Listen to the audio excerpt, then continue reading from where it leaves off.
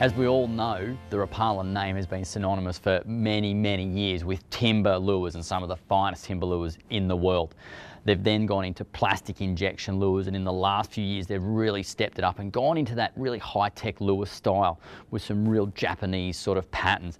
The first of these was the MaxRap that the boys brought out with it, which was a long, skinny casting lure, and it actually began with their internal casting weight system, a bearing that runs through the body of the lure so that when you cast, the bearing runs to the back of the lure. It makes it cast much further, much straighter, and gives you a lot better accuracy and distance.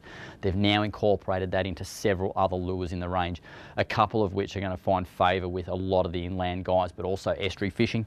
The MaxRap Fat Shad 5, as you can see, short, broad-bodied, both that way and this way. It gives it a great little profile. This will catch brim, flathead, everything in the estuaries, but I can tell you right now, it is dead set dynamite on species like Australian bass, both in impoundments and the rivers.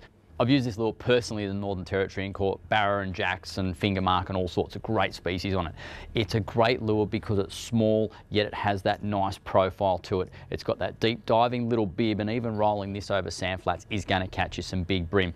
It's got that internal casting weight system as I was talking about, and quite often in short fat bodied minnows like this, they don't cast so well because they don't go through the air so well. They're not that accurate, but with this internal bearing that runs to the back when you cast, it's going to be much better for you. As soon as you twitch that lure, the nose goes down and that bearing runs to the front, and it helps to balance that lure the whole way through the retrieve.